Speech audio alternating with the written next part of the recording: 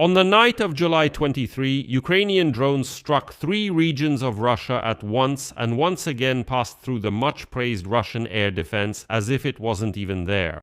The targets hit included an oil refinery in the village of Novospasskoye in the Ulyanovsk region and the Subkankulova pipeline operations and dispatch station in Bashkortostan. This is one of Transneft's key hubs in the Urals, and the Wildberries warehouse in Voronezh was also hit. Well, by the end of the week, we can already say that our strikes have hit Wildberries warehouses with a total area of 552,000 square meters. That's about 10% of the total logistics capacity of the largest Russian marketplace. And on the same day, it became clear why their air defense isn't coping, why it's so full of holes. It turned out that Russia's National Guard bought drone detection and suppression systems called Vyzhygatel for more than 1 billion rubles, and all of them turned out to be completely non-functional, just cheap Chinese plastic. The supplier's case is already in court. Russians don't understand what's going on at all. And meanwhile, on the same day, the newest Su-57 fighter jet crashed in the Moscow region. This is the pride of the Russian aviation industry, but it crashed for reasons that are completely unclear. Of course, there's a theory that it was the much-praised Russian air defense system, but let's figure all this out together.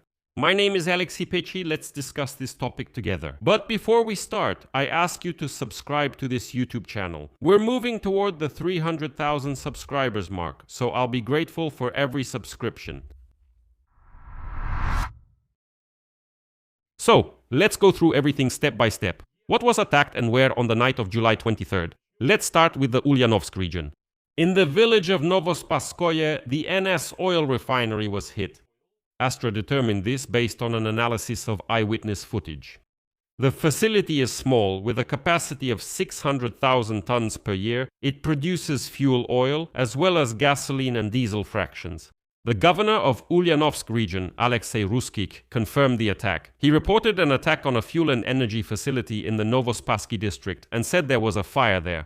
At the same time, the Ukrainian monitoring channel Exilenovo published a video showing 2 columns of black smoke in different parts of the Ulyanovsk region. So, in addition to the oil refinery, an oil depot was also hit. In one region, at least 2 targets have been confirmed, but the local authorities say, well, it's nothing, there was just a little bit of smoke. Let's move on.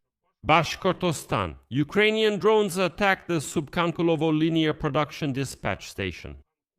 The footage shows a fire and black smoke in the area of the tank farm. And that's why this target is even more important than the small oil refinery in the Ulyanovsk region. Subkankulovo is one of the key nodes of the Transneft system in the Urals. It is through this station that oil from Bashkortostan and Western Siberia passes, which then goes to the oil refineries in Ufa and further into the main oil pipelines and beyond. It's all like arteries throughout Russia. So it's not a plant, it's a pumping hub. Accordingly, if you hit it, the oil flow for a whole swath of enterprises across Russia is disrupted. Voronezh. In Voronezh, drones attacked a Wildberries warehouse. This is already the 5th region in a week where the marketplace's logistics network is on fire. And to fully understand the scale, let's briefly put together the whole picture regarding the Wildberries warehouses. On July 18, there were strikes on Wildberries logistics centers in Kotovsk, Tambov region, and in Elektrostal near Moscow. On July 22, warehouses in Krasnodar and Nevinomysk, Stavropol Krai, were attacked. Regional authorities declared a local state of emergency, acknowledging that the fires are large-scale. July 23, Voronezh. A Wildberries warehouse also burned down there. And here are the results for the week. Wildberries warehouse facilities with a total area of 552,000 square kilometers have been affected. That's about 10% of all the logistics capacity of this company. And it's already obvious that all the major warehouses of this marketplace will burn. It's already obvious everything will burn down. By the way, following Ozone and Wildberries, Yandex.Market also decided to protect itself against the consequences of drone attacks. Russian media report that the marketplace has included in its terms for sellers that drone attacks, shelling, and explosions are considered force majeure and release the company from liability for failure to fulfill obligations. In simple terms, if Yandex.Market gets hit, no one will compensate for anything. You might wonder, where is the air defense? Where is all that praised anti-aircraft defense? And now, in Russia, they've found someone to blame. On July 23, the Lefortovo court of Moscow received a criminal case against the technical director of the company Oruzhaynaya Palata, Andrei Rul. He is accused of supplying the Russian National Guard with systems for detecting and suppressing drones called Vyzhygatel that are unfit for use. According to Kommersant, the scheme is as follows. Back in 2021, Oruzhaynaya Palata announced the existence of the Vyzhygatel system. Think about it, that is, even before the full-scale war began, when drones were still largely uncharted territory. And this company claimed that they had super cool anti-drone jammers, called the burner. Basically, we burn out everything around. No drone will get through at all, you can be sure of that. And after this conversation, the Russian National Guard immediately purchased this weapon for more than 1 billion rubles. But when Ukrainian drones started flying en masse over Russia, it turned out that these systems didn't work. The National Guard guys kept pressing and pressing, but it just wouldn't work. It's just a piece of plastic. And they reported to Putin saying, listen, we've bought this super weapon for 1 billion, it's just a miracle weapon. We'll intercept any drone. Now this very boss is being charged with a whole bunch of things. Smuggling military equipment as part of a prior conspiracy. 9 counts of fraud, money laundering, proceeds of crime, and large-scale customs evasion. He was arrested back in August 2024, and initially he was only suspected of illegally importing anti-drone rifles from China. In short, this sly guy bought some plastic stuff in China and brought it to Russia. Well, he knows his own kind. He knows that his fellow countrymen, the wild Russians, are a bit dim. You can show them a piece of plastic and say, this thing is called a burner, it's a super weapon. Buy it, and drones won't hit you at all. Let me remind you again, this was 2021. These idiots actually believed that in 2026 they'd be able to shoot down some drone. So while their propaganda was talking about some kind of impenetrable shield, the security agency was spending billions of rubles on Chinese fakes that simply don't work. Here's your answer to the question of why warehouses and oil refineries are burning thousands of kilometers from the border. And by the way, I'm sure that a lot more of this kind of plastic which Russians were planning to use for protection also burned in the Wildberries warehouses. This is the full might of the Russian Federation. I mean, Russians love to boast about how powerful they are, about their unparalleled weapons. It's called the burner. Just think about it. A burner. I'm sure they walked around proudly saying, we have a burner weapon. It's just some Chinese plastic junk that doesn't work at all. And today, another joyful event happened as well. On July 23, near the village of Lutsin in the Odintsovo urban district of the Moscow region, close to Zvenigorod, a 5th-generation Su-57 fighter jet crashed. The plane simply fell from the sky. The Su-57 is that very latest Russian fighter jet that they've been advertising for years as some kind of miracle weapon, a super breakthrough. Remember, Putin once said that those American F-35S aren't really 5th generation, they're more like a 4, but the Su-57 isn't just 5th generation, it's a 5, it's even cooler. So, this plane can reach speeds of up to 2,600 kilometers per hour and carries up to 7.5 tons of combat load, including air-to-air, air-to-ground, and anti-ship missiles. And according to the American national interest, its key feature is integration with drones and the ability to launch hypersonic weapons. But it turns out that this machine crashes during a routine training flight near Moscow without any enemy involvement. And by the way, Ukrainian monitoring channels reacted instantly and wrote, quote, clarification, the unparalleled Su-57 was shot down by Moscow's air defense. Well, I wouldn't be surprised if that's exactly what happened. And let me remind you of one more thing. The General Staff of the Armed Forces of Ukraine reported that, for example, in April of this year, drone forces struck several Su-57S and Su-34 fighter bombers at the Shagol airfield in the Chelyabinsk region. So this fleet is thinning out both because of our drones and on its own. And the Su-57 is increasingly proving to be just another expensive dud. But let's get back to our favorite burning warehouses all over Russia. The strikes on the warehouses had a side effect that is hitting all of Russia. And after the attacks on Wildberries, the two other largest marketplaces, Yandex.Market and Ozon, have also removed their responsibility for the loss of goods in such attacks. In other words, they rewrote the rules following the example of Wildberries, which did this back on July 7, 2 weeks before the first strikes. The idea is simple. Sellers who store their goods in the warehouses of these platforms will now receive nothing if a drone strike occurs.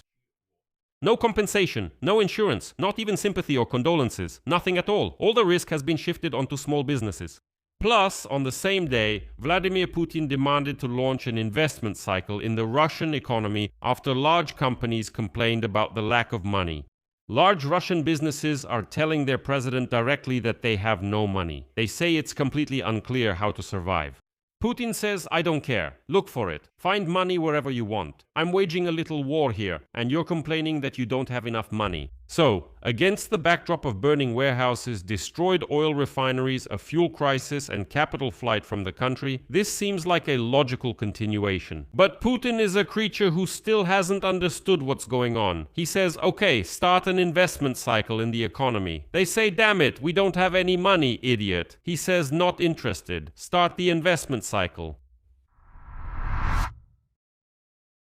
Well, in this report, let's also touch on the issue of what savage Russia is doing. In recent weeks, Russia has sharply intensified its attacks on our Black Sea port infrastructure.